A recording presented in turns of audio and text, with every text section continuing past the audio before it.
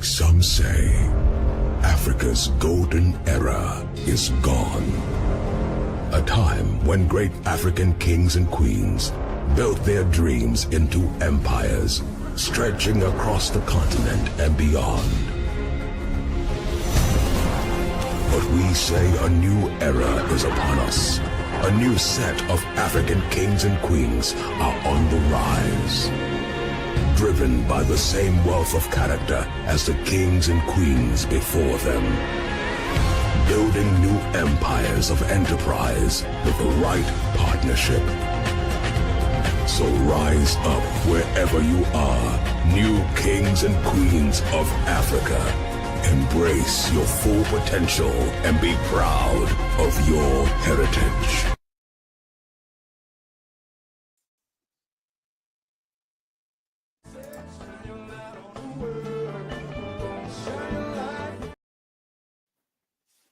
We don't need the video going while I'm up here. How y'all doing? How y'all doing? Welcome to another experience of the New Africans. And so today our conversation is about the language of liberation. How has it developed your journey? And we tell you, we always are trying to get and ask, because I've been asked from the New Africans that, hey, we want to have experiences with some of the senior members of our journey. And so today, the brother I have coming on today to join us today. Now, I'll say this. There is always conversation. You'll have a conversation about you hear stories about a certain individuals in our community. And I have, all the years, in my 30 years, I always heard of Major Kokai. Always heard. And I've heard of the energy. I've heard of the dedication. And it was real talk. Just recently, during a live stream of Bill Akuta, where I got to directly interact with this brother. And as I'm directing, and I always have people watching some of the shows, and I will call them after the show to say, hey, what was the experience like when you watched the show? And when I tell you, someone said, wait a minute. Who's that golden brother who had all the power and all the energy? Straight up focus, and you could tell he was about the liberation of Black people. I said, man, that's Major, and I've always heard about him. And I said, but I've never sat in the sacred circle with him just to feel the vibration coming off of him. And I tell you, after that, when I sat down and said, and we started this New African session, I had to have the good brother on the line, because I tell you, he comes with some power. So welcome to the stage. Welcome to the stage, my brother, my glorious, and I can say that, my glorious brother. How you doing this evening? I'm great, man. Unfortunately, where I'm at, my what you call my computer's not picking up this thing, so I'm using my phone. That's fine. That's fine because it works. You'll see Nia. Nia always on her phone.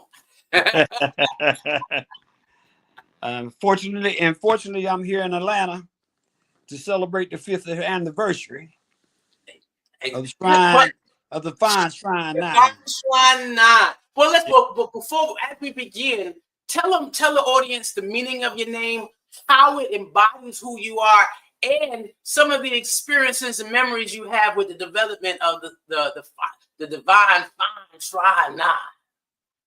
Okay, first start off. My name is Walimu Major Kalomo Masai. I'm in Philadelphia. Walimu means minister and teacher and leader. Major, I've been a Maccabee for a long time. I've been the regional commander of the Central Region, here Atlanta Southern Region, and also the Southwest Region. Kalomo means the unexpected. Folks just say you can never know what I might do at one time, so they gave me that name. All positive in helping and dealing with what we got to do as Black people. Masai means an African tribe, the Masai, a very, very proud African people. I'm from what people call the famous Philadelphia cadre. Now, what people don't know about the Philadelphia cadre, if I can give you a brief summation on that. Philadelphia cadre started approximately, the original date was April 1st, 1973. When me and 4 other brothers have read Black Christian Nationalism, Black Messiah, we sat around for almost 6 months or more debating. We could at that time we had a bunch of what you call armchair revolutionaries. A bunch of talk, ain't no action. So we decided to say what we read. We asked them, can this be true? So we took a trip. We took a trip to Detroit. Now the first how we came upon this brother gave my sister's name is Fundi Morinike, gave her the book, The Black Messiah. She let her husband read it, who was Walimu Sekou. So Walimu Sekou and another brother came up to Detroit and checked it out and came back. And we sat down for months debating it, listening to Malcolm X albums. And when Malcolm said, if you want to be a Christian, you should be a part of the Shrine of Black Madonna. Now, this is what Malcolm X said. So it made us really look at ourselves and say, wow, we haven't heard anything about the Shrine, but we know about Malcolm. Malcolm, right. So, okay. So we debated, and I can even talk about personally, one of my biggest, I loved everything I read, except I had a hard thing dealing with Jesus being a Black. So that was we talked about it. Then after talking about it, after reading Black Christian Nationalism, then we start reading. This is a chapter in the Black Christian Nationalism is a reading book list. We start reading the books. Okay, it's time to go to Detroit. So we go to Detroit, and it actually blew our mind. The building or the shrine itself, which also blew our mind, was an interaction with Black people, love and concern, talking about building a Black nation. So they treated us well the whole weekend, and that Sunday, the 5 of us, well, Walimu Sekou had already joined. The 5 of us joined that Sunday. And then we met with Jeramogi after Jeramogi Baby Ajman. We met with him afterwards. And he said, if y'all serious, go back and organize. And that's what we did. Now, the hardest part, we in Philadelphia, so we had to learn what it is to be a Black nationalist. We had to talk to people. And one of the hardest things to talk to people was not having a visible institutional building And people are talking about, we got to go to Detroit, you know. So that was part of it. So we start talking to people, and people read the book, got interested. People read the book, got interested. So we got a bunch of people who was interested and got a bus and took a bus to Detroit. Some of them joined. That's when we really started trying to learn what the group process is, trying to learn how to change from individualism to communalism. We made a lot of mistakes, a lot of errors, but we wanted to be in this thing called Black Christian Nationalists. So we had to understand what it took for total commitment. We didn't want to, but we had to alienate our friends and our families because we had to change. Part of being a Black Christian Nationalist and trying to be a revolutionary and being God, what God wanted you to be, you could not have the same mentality, that what we call it the slave mentality. So then we started, that's when it actually started out. And we formed teams. We tried to learn the group process. We had a brother that Jeramoja appointed to be our group leader from Detroit over the phone. Wally Mu Sadi Kifu. So we were starting to advance a little bit, getting our knowledge. We read Black Christian Nationalists and Black Messiah from the front to the back. We had to give presentations on each chapter, so we understand it and we can actually give that same information to everybody else. So that was part. Then we started something that we started a food co-op type of thing. We used to go down to a place that sells groceries and stuff, the wholesale place. To get us into the Black community, we used to get bags of food, 2 and 3 bags of food for $5. So they, people say, "Oh, there's some young Black folks trying to do something." Then we started really talking to people. Then missionary outreach started. So when missionary outreach started, we got involved with that. We went to try to secure spots. Man, what I mean by secure spots is you go to different cities, you have to talk to the police department, you have to talk to store managers. So we went from Maryland to Maine. After we did that, folks, when the MRR started, folks from Detroit used to come to Philly. And because we had y'all traveled all the way up to Maine. We had that whole area locked down that people can go to, tell them what stores they can go to, what police department to go to. It left my name. I used my slave name, and we had another brother in our cadre. His name was Nwamba.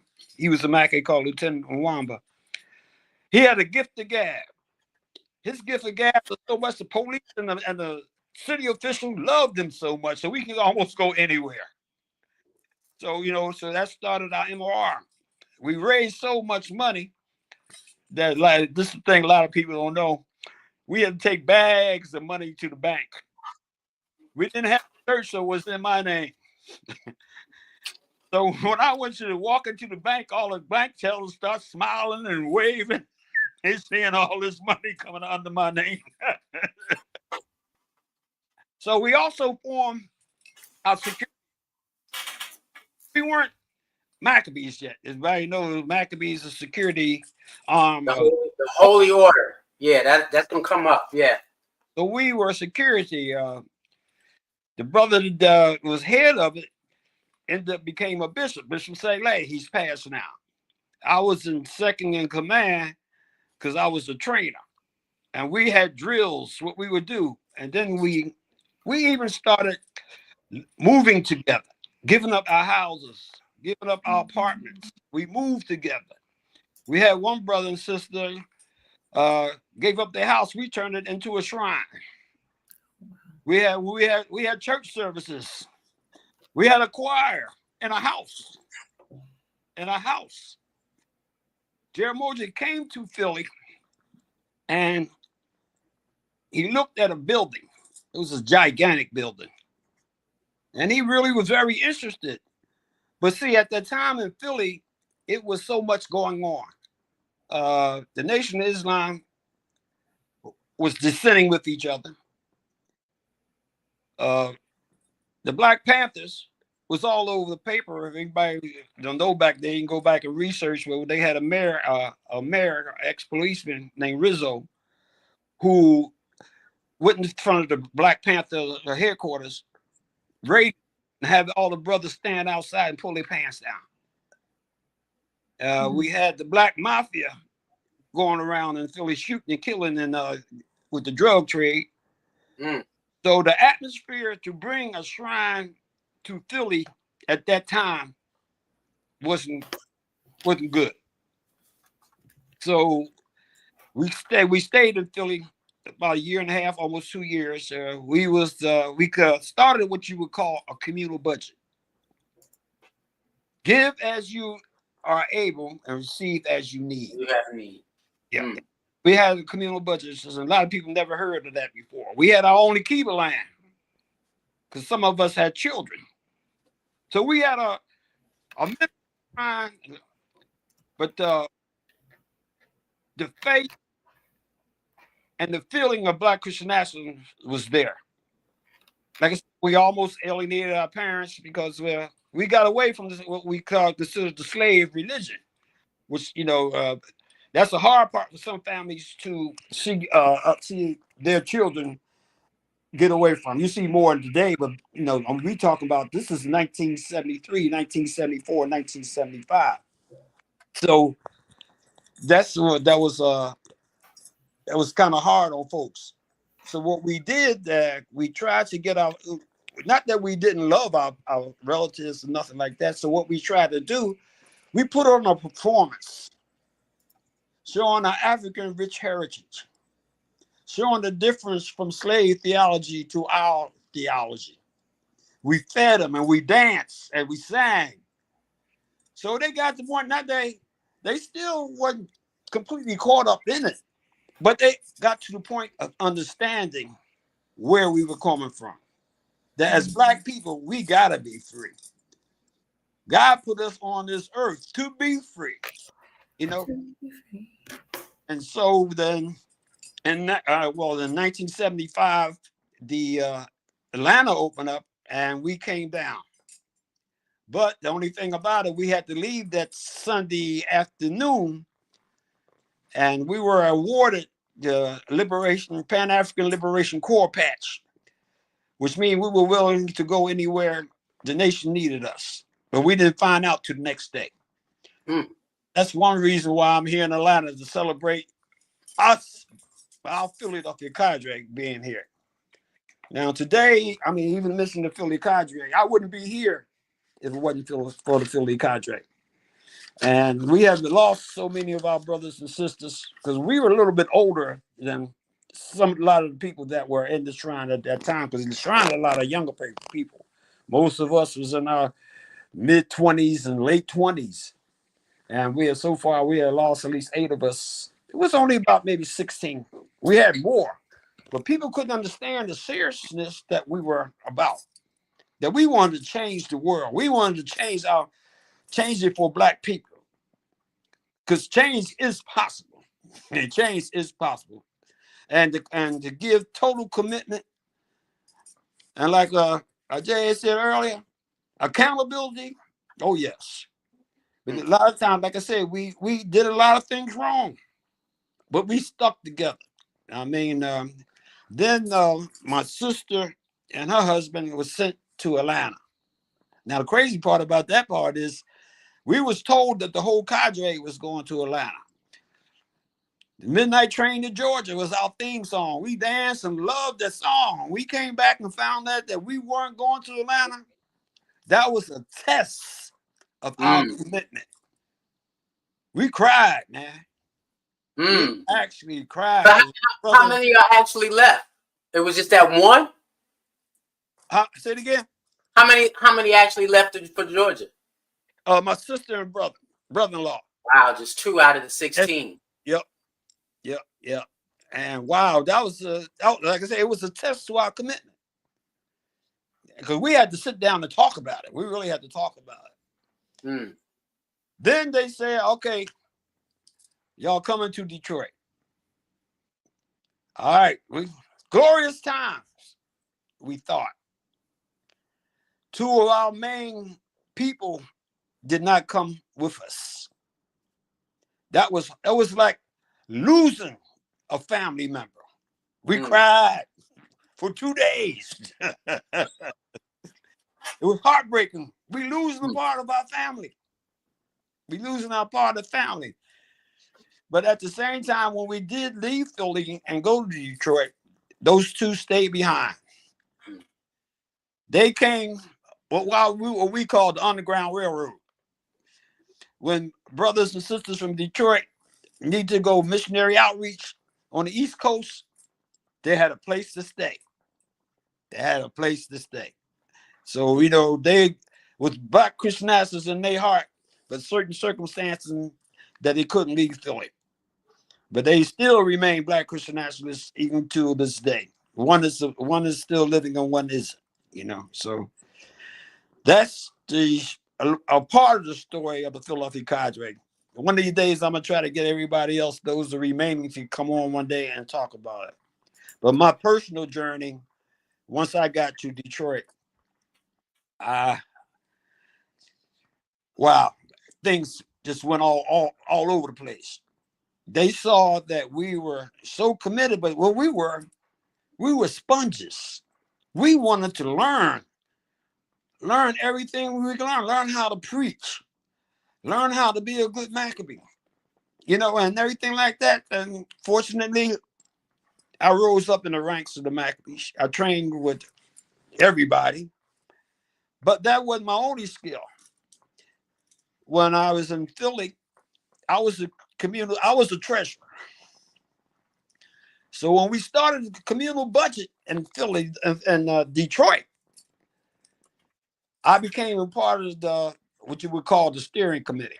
Jerry Moja called me up to his apartment one day, along with the two other sisters, and said, "We're starting the communal budget here in Detroit, and y'all are responsible for it." And that was mind blowing. At the same time, I became a group leader. I also became the regional commander of the Maccabees. And then I was sent to Houston to reorganize. I was sent to Atlanta first. Well, I did go to Houston. I can tell you about that part. Well, I went to Houston to reorganize because we bought all this property in Houston, and the Maccabees need to be reorganized. So I was sent to Houston to reorganize the Maccabee as well as be the treasurer of all and see the overseeing of all the buildings and the property being taken care of, being financed, seeing that folks eat, get jobs, and come back and go to work and everything. And then after that, when the cadre arrived, I was sent to Kalamazoo. And then from Kalamazoo, I was sent to Detroit, where I rose up in the ranks to be this Central Regional Commander. Okay, then I was sent to Atlanta to reorganize and be the commander of the Maccabees in Atlanta. And then I was sent to Houston to be a commander of the Maccabees and reorganize everything in Houston. And then my father got sick in Philly. And with the blessing of Jerry Moja, he told me to go home and take care of my father. And once I got to Philly, I got stuck, with no income, no job, a house to take care of.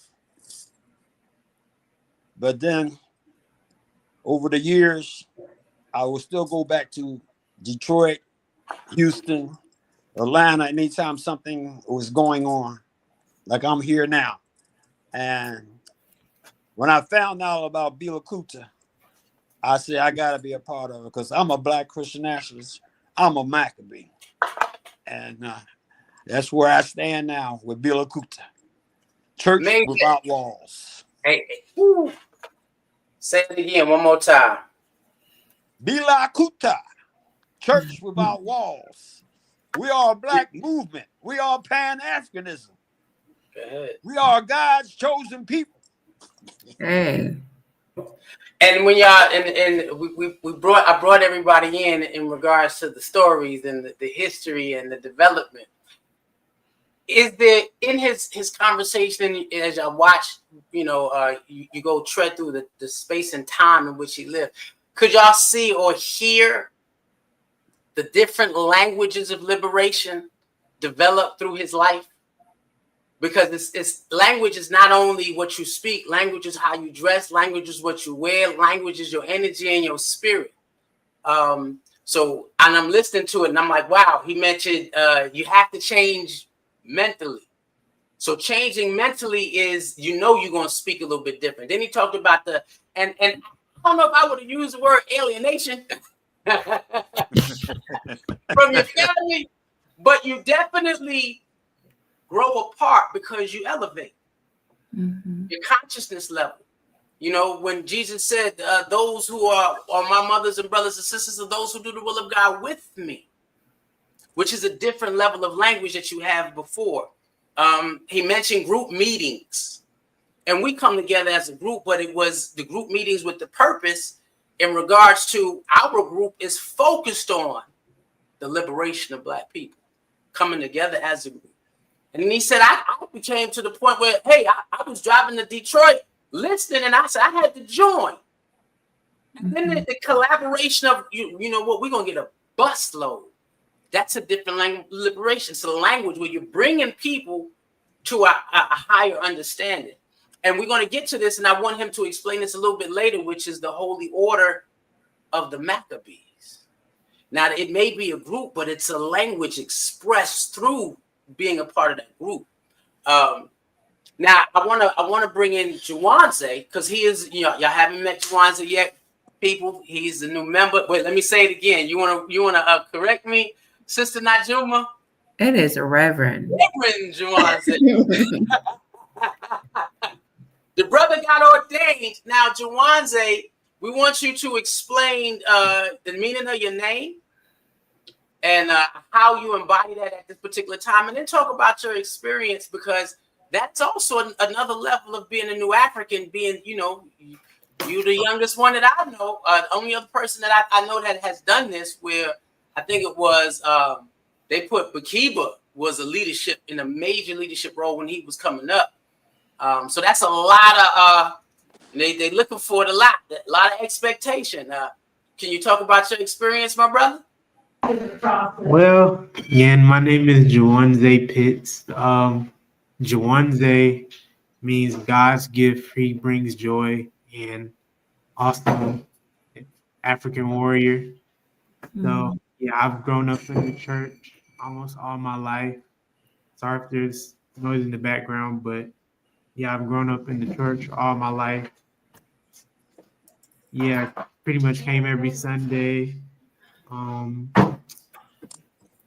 What has been the difference between being a younger individual? I want to say a child, because we all children in the sight of God. But growing up in the nation, being birthed in the nation, now moving from that Akiba Land membership to the adult membership. What was that like for you? Just I'm like actually listening to Pastor Winda's his sermons instead of, I was in children's church, listen, like sometimes, you, Reverend RJ, would preach, or somebody else, another youth pastor would preach. So that's one of the changes. And then, it's maybe now I'm being in the line, almost like me, I'm becoming to step up as a, Reverend. I have to step up. So it's a different feeling to just be an adult and be part of a member of the Shrine of the Black Madonna. So and I'm still getting used to becoming a reference to so just like that expectation of leadership, the direction, and yeah, your mom pulled me aside and said, "Pull my son in, pull him on in." I'm sure she did. Yeah. I said, I got him. Now, again, so the language of liberation, how did, and this is Najuma, Nia, how did the language in terms of about God and the divine self, once you joined, how did that change? Or how did that embrace your language, embrace the liberation theology? Sister Najima. You go put it on me first. First of all, I just want to say thank you so much, Major Colombo, for coming today. I actually witnessed the Bill Akuta meeting, and I don't know if Reverend Ajay was talking about me, but I'm the one who said, "Who is that?" And y'all tell herself. I'm telling myself I'll admit it, because that's honestly, you stood out so much. I love to hear the stories, and I think that's one of the reasons why I asked, hey, can we start getting some elders in here? So I always say this, and I don't mean this in a disrespectful way. I love a good elder, because I know I'm going to get some wisdom and some insight and understand something foundational. So thank you for coming. I always talk about, my background and how I grew up, and coming from a very religious and disciplined religion. I think that I always had a distance of God, like very completely distant from me and not being a part, right? Not necessarily saying that I couldn't have reverence, and I still don't have that reverence, but I think the liberation language there's no distance. So understanding that you are divine as well. I can say that also started off with, before going to church, before going to the shrines, I also read Black Messiah. I started reading BCN. The very first time I attended, I saw something that I said that I wanted my children to be a part of, so they wouldn't have to be at 35 finding out who they truly were. And so my language has definitely, if you're talking about different phases of language, I think that it has changed in the way that I dress, and what music I listen to, what health decisions I make, how I actually rear my children, how I budget.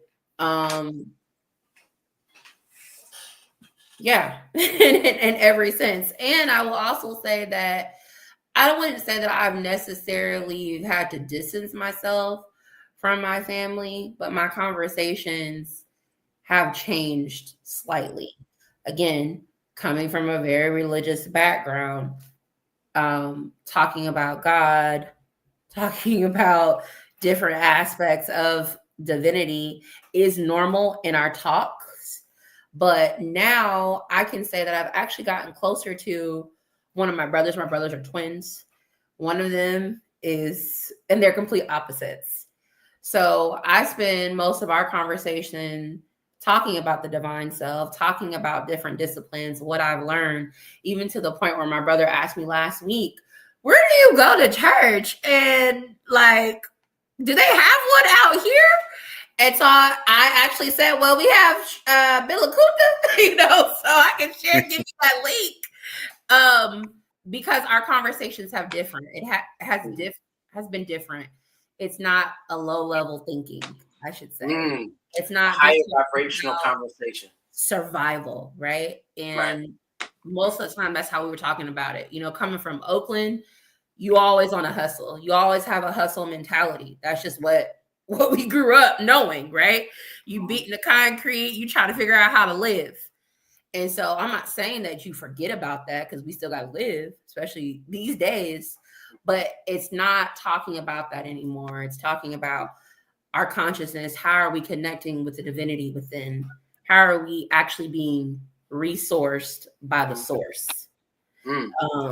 So That's how I can say it's changed. And I've had to also defend my faith. And I didn't care. So I made a decision that when I joined, I knew that it was a possibility, or I knew that eventually it would be baptism. I knew what that meant. I also knew that there would be a stage of confirmation. And so I knew that once I had made that decision, I had to feel comfortable that it may be a possibility that I would never talk to certain people in my family, or that I would never, and that may be their choice, or it might be my choice based off of you not respecting the life that I was chosen. Like I didn't choose this. I felt like I was called to be a part of this journey. So if you can't respect that, even people that call me by my slave name, like they get checked real quick. You get 3 opportunities, and afterward, I may not talk to you. You know what I'm saying? Like that's just real for me. And so, yeah, that's how it's changed and developed. Nia, how did your language about God and divinity, the divine self, shift after embracing the liberation theology? Okay, so for me, I'm gonna go take the perspective of jargon. Mm-hmm. So for me, I have been learning a lot of new words, and ultimately finding myself on Google and things, just looking up more words and seeing what they mean, and digging deeper, seeing where they come from and things like that. So I think for me, just trying to get down the new jargon so that when people say Bula Kinta and Jaramoji and all these new words to me, I know what they mean and I know where they come from. So it's just digging a little bit deeper into the heritage of language, I would say, for me, in my journey.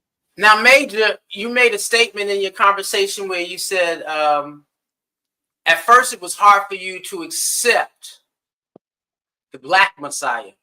Correct. What was it? What journey did you take, or was it something that you read, or was it a cultural understanding that you gained that where you sat down and said, "Yeah, he was a brother"? Well, it was a few things. First, understanding that our religion here, what we were taught, was told to us on a plantation. Mm-hmm. Now we talking about interpretation. Then we start reading our history, and our history is just telling us they came from a Black area. Mm-hmm. And that's the part I deal with a lot of people, talk to them about. But and the first thing I usually say is, when you're dealing with people who are very religious, or those who call themselves following the Bible, ask them about history. They do not connect history with religion. And if you look at your history, we're talking about an area that's dominated by Blacks.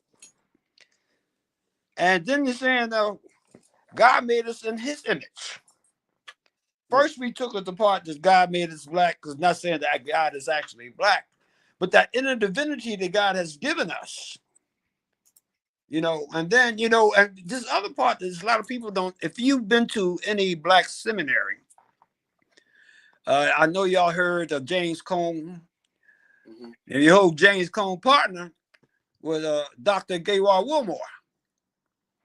Folks don't know that's my uncle. That is my uncle. I was his favorite nephew. Now, all the years that I have been in the shrine, and he knew it, he wrote Jaramogi a letter and told Jaramogi that his nephew is joining his organization. And when Jaramogi called me to the side, said, "Your uncle wrote me."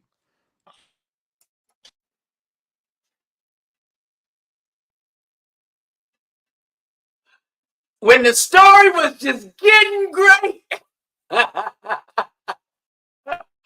Oh no. When the story, right? Man, we hope he comes back, because I want to hear that story. I see a circle. Wait. Do you? He's got to come back. He's got to come back in that space. But we're gonna continue. We're gonna continue with him on it. What words, phrases became sacred that weren't sacred before in the language and you speak? What really? What for? Oh, he coming.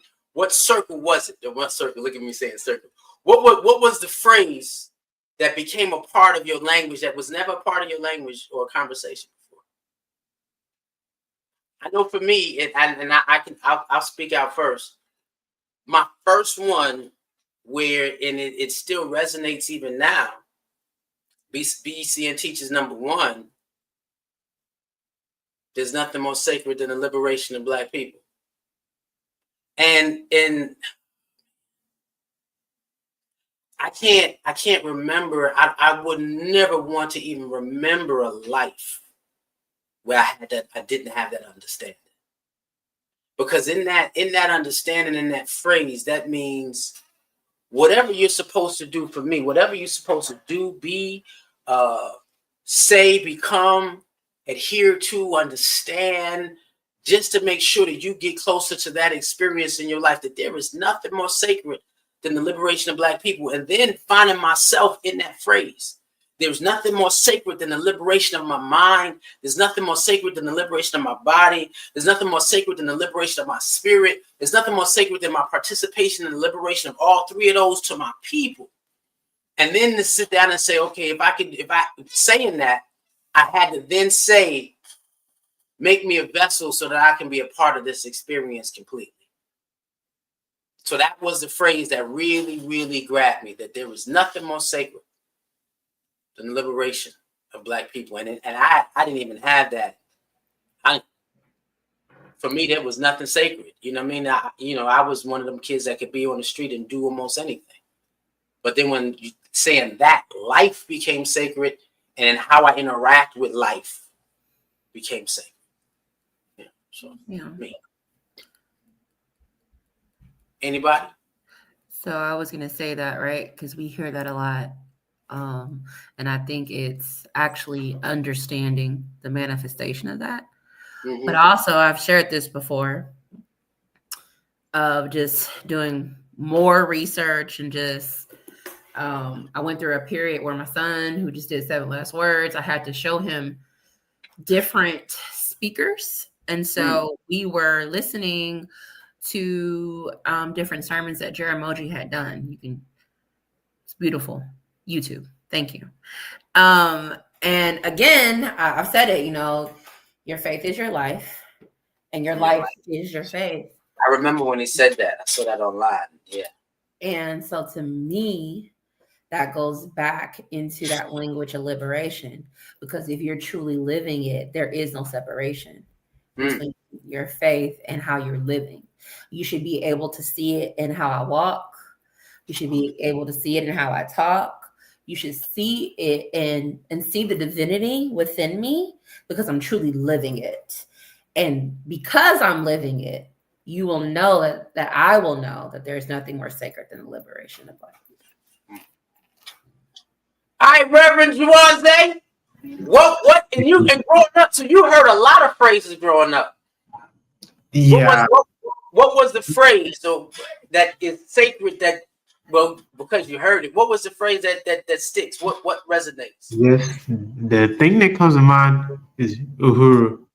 I was trying to think of everything I knew, like there was Swahili, and that came to mind. So yeah, this means liberation. Mm-hmm. So yeah, that just speaks loud to me. So yeah, like I was asked at school, what did that mean? And then I had to tell like my classmates that means freedom.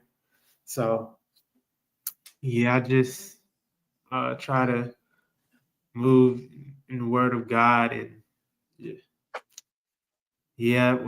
whenever I just try to mention we have that phrase, Uhuru Sasa, freedom now.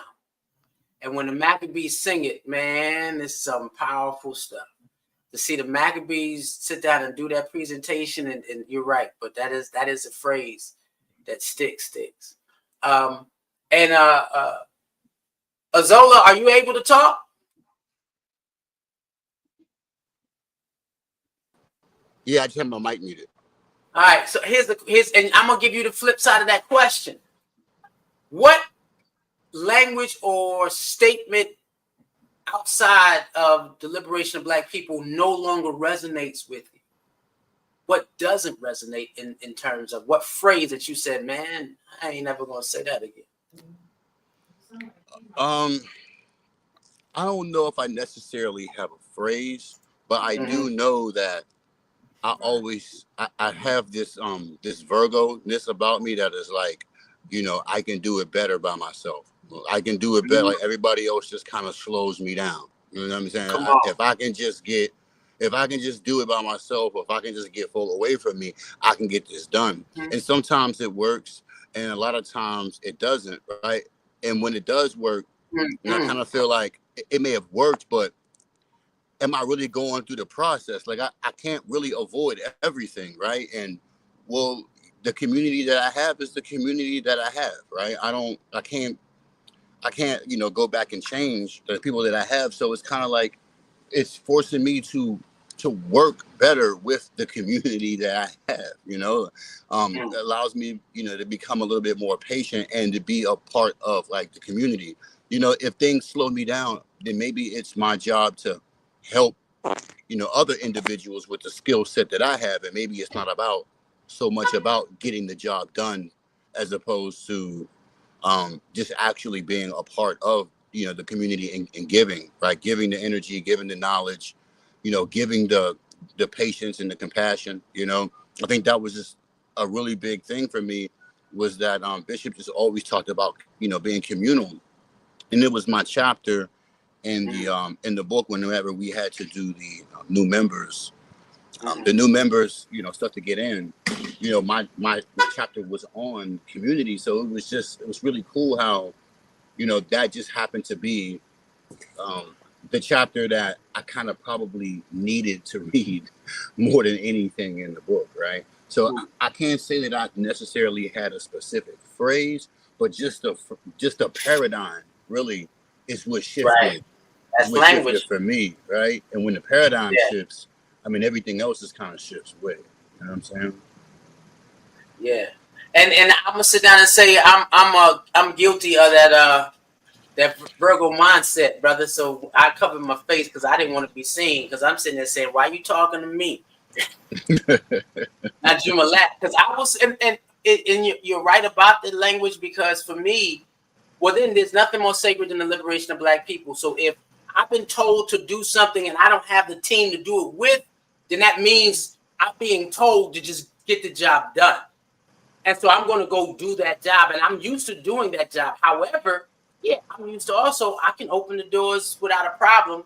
And if you're going to walk in and be great, then let's walk in and be great. I can take my hand off of everything and just put it on just a little bit so that the group moves forward. And so, yeah, but when there is nobody standing, I am the team when I have to be. That's that Virgo kicks out. I am the team, you know. But maybe y'all are looking at it differently. Y'all need to look at it differently, because you're never alone. So you may be doing it physically by yourself, but you still have that cosmos. Exactly. The world that's being with you. We just make fun of you because you just think that you Superman can do everything. But no, but see, and that's the hard, and that's the shocker, because I will sit there and tell you, I'm in a room full of people. If you think I'm sitting in this room by myself, it's crowded.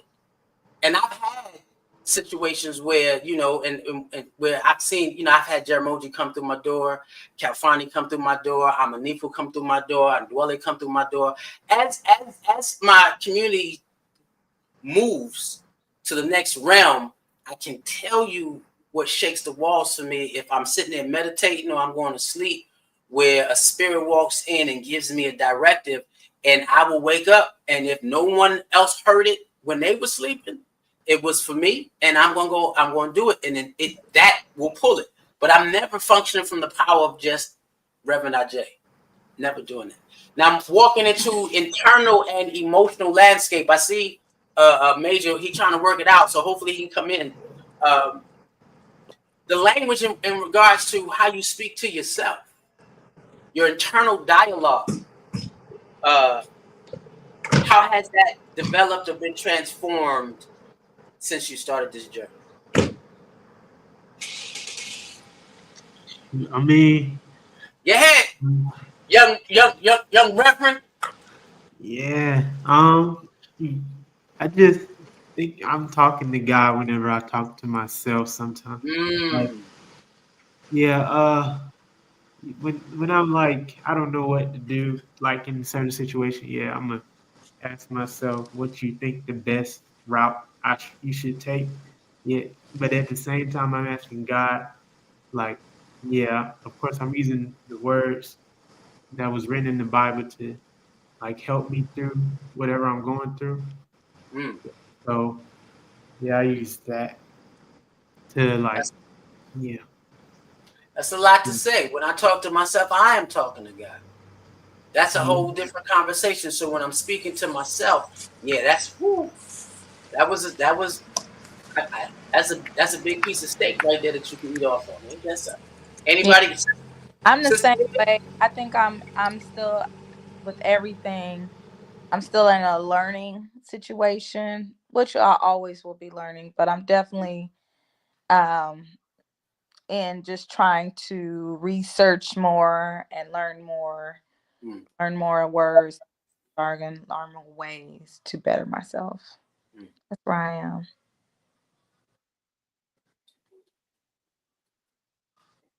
We can't hear you. Are you on mute? Oh. No, me. I was on mute. I was on mute, yeah. Yeah, oh yeah. We heard you did. Oh, okay. I'm like, yeah, it was me. I think that I was used to condemning myself. I'm super I'll admit it. I can be a perfectionist, but I can be a perfectionist because of past traumas that I've dealt with, whether it's been in childhood, whether it's been choices to be with certain people, all that stuff, right? That you deal with. And so I think that I was always in a space of saying, like, not necessarily like, oh, why me? But like, oh, I deserve this. Right? Like, oh, I'm not worthy to have this in my life. Oh, I'm not worthy of love, and all those things. And I think for me, I got angry with myself for hearing that, because it was like, no, you are worthy.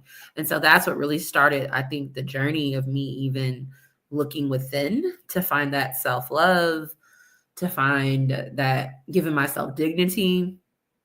And so from there, starting that out very foundational, like Jonza said, kind of now I know that when I'm saying that, like, I'm speaking down on the God within me. So that language has completely changed. And as Nia said, you're always evolving, you're always learning, and sometimes you can slip back into that. But now I can recognize it, of saying, like, you're saying that about yourself, or you're feeling that type of way, like you're not walking in your divinity. So yeah, because some people, I think nowadays we live in a world where people are always like, oh, you should say these affirmations. I am beautiful. I am smart. I am this. And I'm not saying nothing is wrong with that, and maybe you should do that, but sometimes you don't believe that. You're just going with the fad.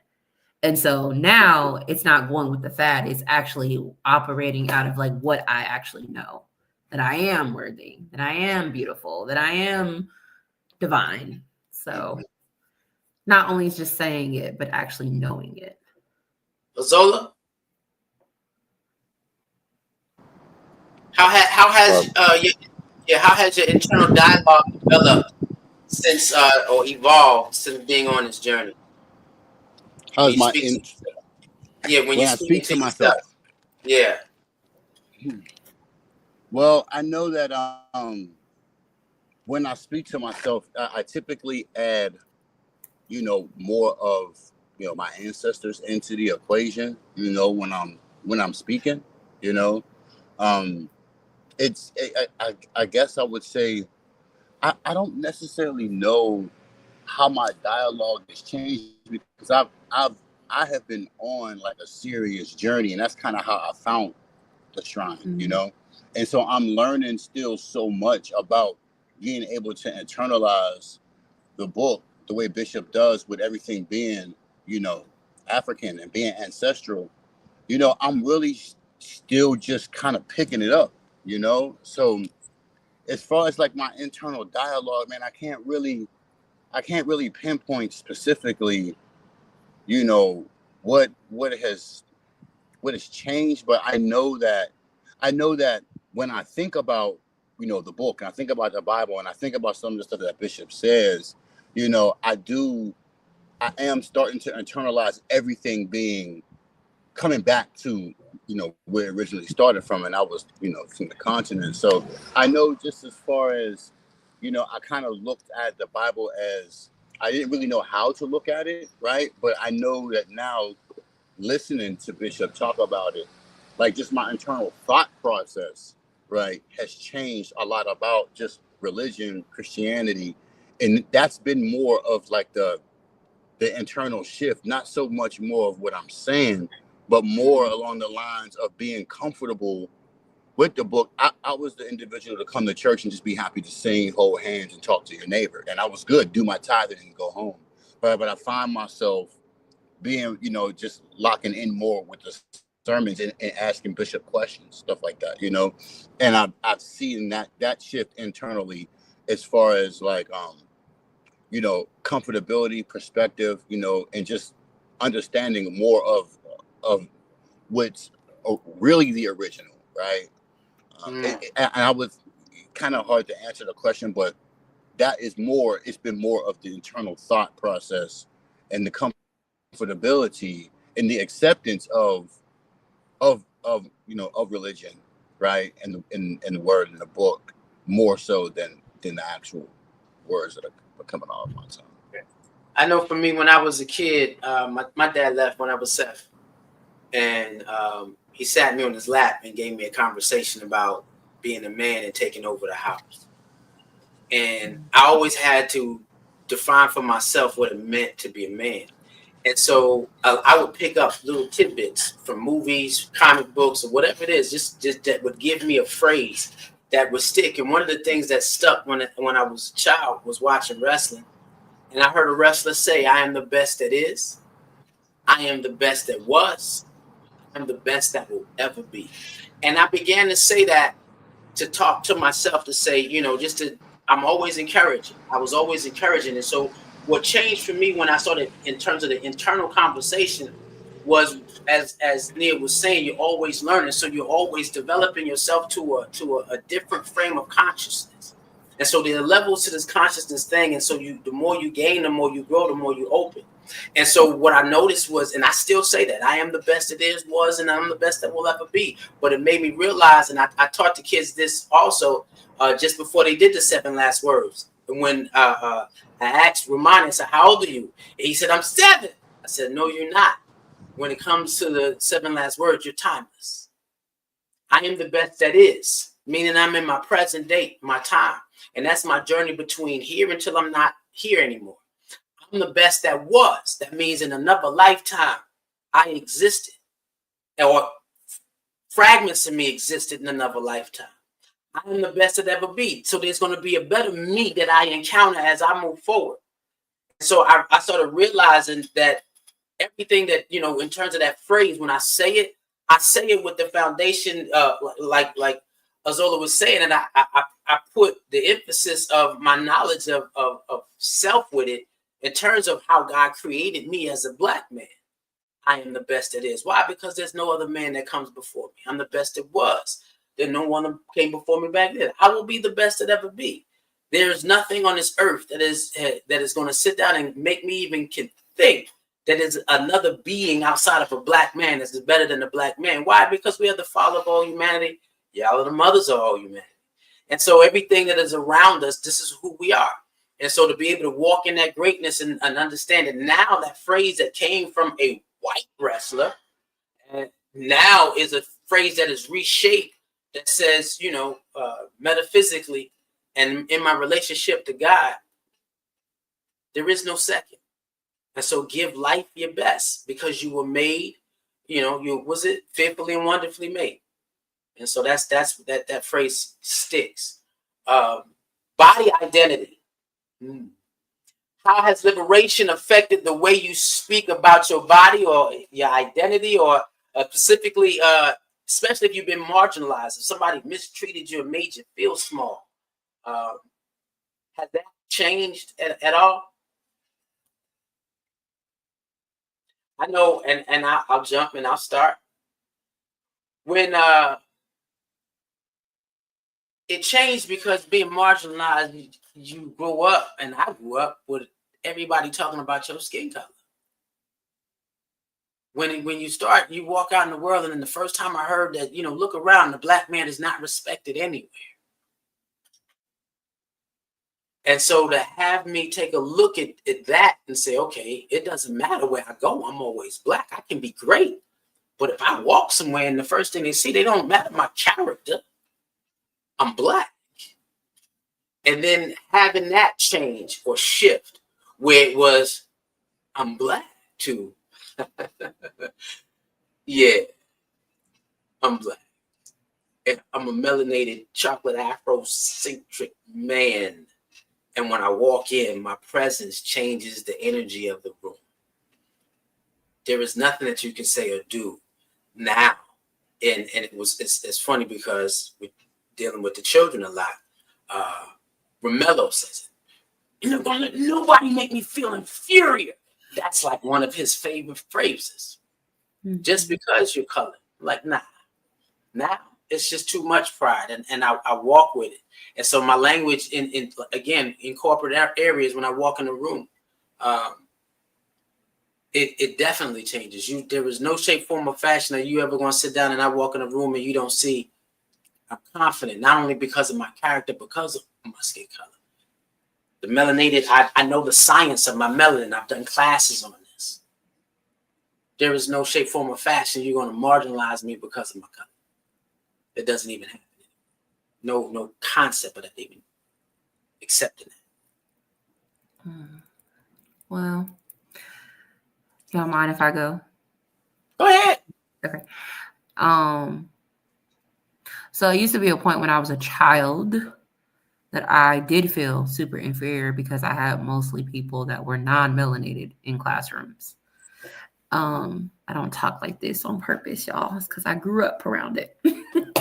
But and so as I grew up older, I saw that I felt less than, right? And I wasn't like, oh, my hair, I have to have this like the relaxer and the weaves. And I remember talking to somebody and they were saying like, why are you doing that? For one, it's killing you. And two, you're also trying to perpetuate this European, and I didn't want to hear it at the time, but then the words actually did stick. So going back to what you were saying, as far as the youth are concerned, me having 3 children, I'm very conscious of what I say. Even if I say something about their hair, yeah, your hair is tightly coiled. It's not nappy. You know what I'm saying? I purposely say that because I can't have my kids walking around here thinking anything negative about themselves. I need them to see. And when I talk with them, and I got stinky little boys. And when I talk to them about looking at themselves in the mirror, I make sure that they know that you're God. Like you are that. Mm-hmm. So make sure that when you're oiling up yourself, his favorite phrase he got from Reverend RJ, he's a chocolate bunny. You need to look like a chocolate bunny every time, and you need to smell like a god. And, we went and got them, these African oils. And I think he got like black opium. And I'm talking about my 7-year-old little one. He's like, I'm finna change the room. And just to hear him confidently say that, and that for him, it to stick with him, and for him to talk about that with older cousins and his uncles and my grandmother. I mean, his grandmother, and for him to even say, because it's black opium is the reason I smell good, right? It's the darkest color, so it's beautiful. So I think it's changed, of course, over time because of the different environments and actually, like I said before, loving who I am is loving how I dress and loving my hair and speaking of that language. And like I think I talked about this a couple of months ago or weeks ago of me even having a conversation with my daughter, a whole argument of why she couldn't get a certain hairstyle because that was outside of who she is. So and being proud of who she is.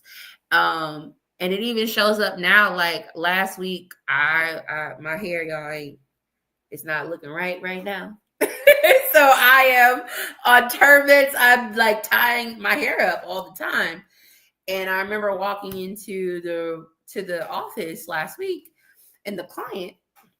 So I work with a lot of corporate people, and client comes in and she says, and she's Black. Oh, you're representing all of the African. And I say, yeah, I sure am representing myself. So it's not just about being Black. It's about recognizing, yeah, I'm representing that I am an African. Yep. So I hope you do see it. And that actually started a whole conversation of where I go to church and all the different things and everything. So, yeah. The good young Reverend, how has your language changed in terms of and again, and that's different because when you're raised in the church, we give you always give you positive affirmations. Now I've had some scenarios where the alumni, kids who are grown now said that some of it didn't stick, and so they had going into the world. I'm great. Some of them said that I realized I wasn't as great as I thought I was. Is there any language that you hold on now that changes how you see you when you see you? Well, I'll say just maybe because I grown up in the church, I didn't feel I was less than anybody. But and then I was pretty much proud. Well, at first, I'll say maybe since my name was kind of different than my classmates, but even though they were Black, but name kind of stuck out. Well, actually, no, that's big because a lot of Akiba Land went through that. You're right. But, I mean, there were actually people like with African names in my school, but just kind of it was sometimes different to grow up like that. But I mean, I'm still proud of the fact, I'm African. I don't classify myself as African American, just, African. Wow. Yeah, so, I mean, and I'm proud to be Black. So, kind of, I did have to, like, grow into that to know that, Black is beautiful. And, to just be proud of my culture and proud of myself. I had to, that's the thing what Najuma said, to like actually sort of manifest what the affirmation that you're saying instead of just saying it. Going through the motions. Yeah. I know one of the things that we talk about in terms of, when we're dealing with African history and African spirituality, and we take a look at it in its foundation, that Africans held everything sacred. And so those names, sacred, symbols, sacred. And so you're right, coming up and if you didn't understand how sacred, the meaning, because you can ask John, what does your name mean? And John really may not know, Bruce ain't going to know. Kerry ain't going to know. But Jawan ain't know. And understanding that sacredness which connects you back to the presence of power of God. So being able to say, you're right. So at the beginning, I didn't have it, but now when I look at myself and I see my name and I see how I define myself, it connects me back to God, and it's a different experience. You're right. And we got Major now back, and I want to do this before, and we was holding on just for you, brother, because the show's not over. We was Yeah, I don't holding. know why I'm having such a problem here, boy. You know why? Because you was about to tell us the great story of when your uncle called Jaramogi. And I want to hear that story.